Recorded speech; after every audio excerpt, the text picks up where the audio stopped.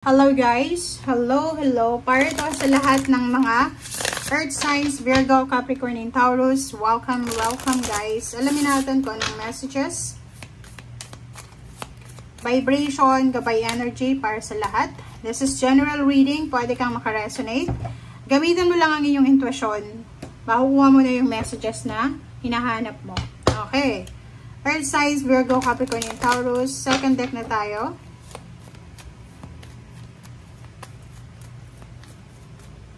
Okay, second deck is see the other person's point of view. First card is 27, it's 9, near to completion, healing the heart, power of self-love. Earth signs, dito sinasabi na kailangan mong i-prioritize yung iyong pagmamahal sa iyong sarili. Okay, love yourself, love your own, diba? Parang yun yung sinasabi.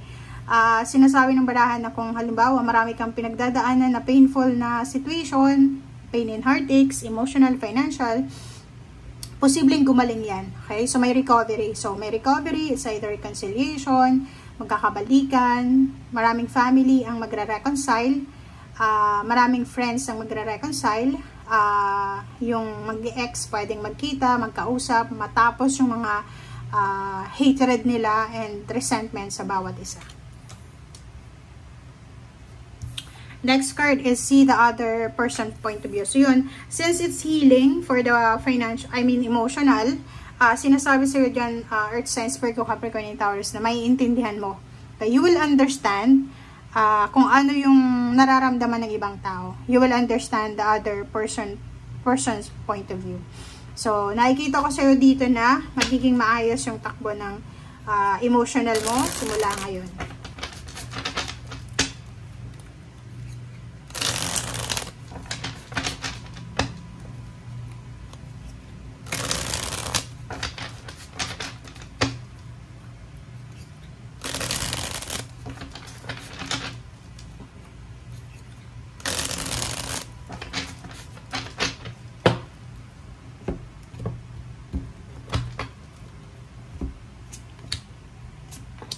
Okay, first two cards natin is 4 of Swords and then 2 of Swords, 4, 5, 6.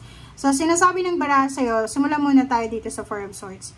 Yung 4 of Swords is all about peace and harmony, all about quiet time, diba? Magiging tranquil yung buhay mo. Sinasabi ng barahan na magkakaroon ka ng oras para makapagpahinga, may oras para makapag-reflect, may oras para makapag-pray. Pwedeng nagbabakasyon ka sa ibang bansa or nagbabakasyon ka sa probinsya or sa kung saan ka man nagpapahinga sa ngayon. 2 of Swords plus 6 of Swords is 8 of Swords. Diba? So, sinasabi ng baraha sa'yo dito na if may pagkakataon ka ngayon, is 4 and 2 is 6. 6 of Swords all about movement. Sinasabi ng baraha sa'yo dito na if may pagkakataon ka na mag-travel, okay, may pagkakataon ka na umalis, mag-travel, kailangan mong i-grab yung opportunity na to. Okay? So, doon sa mga nasa Pilipinas, kung nasa probinsya kayo, tawag dyan, kung sobrang init ng panahon, siguro i-grab nyo yung opportunity na makapagbakasyon kayo sa mas preskong lugar. Parang ganun lang yun. Okay, so 7 of Cups and then King of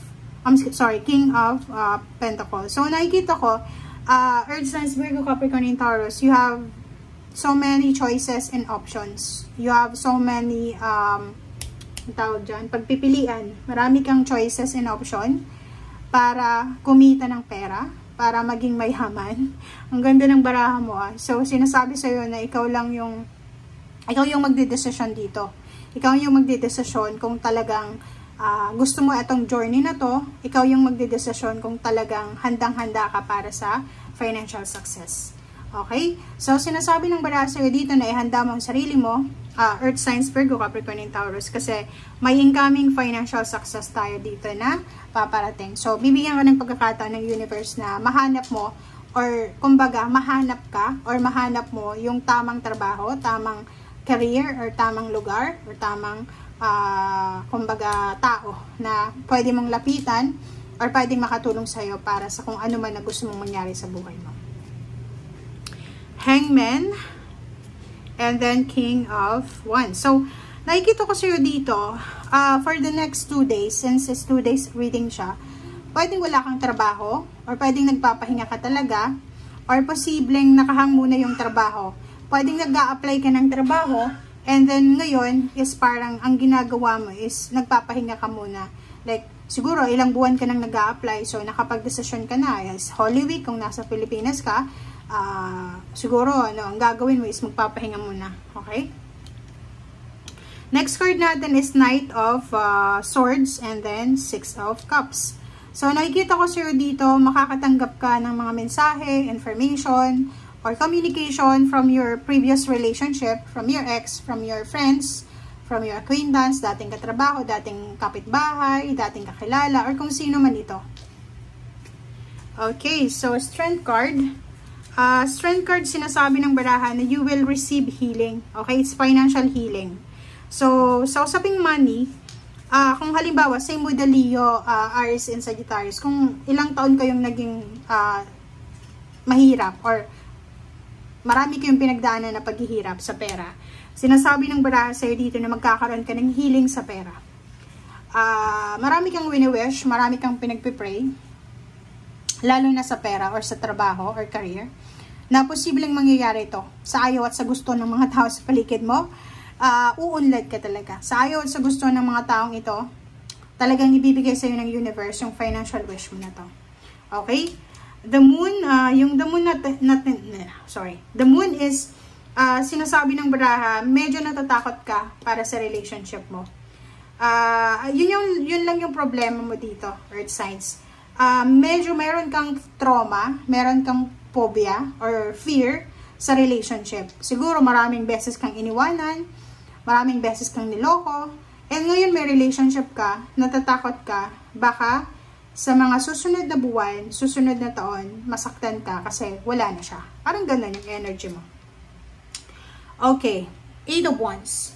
8 of Wands, sinasabi ng barahang ito na isang balita, isang communication, isang unexpected, malakidlat na communication ang darating sa'yo.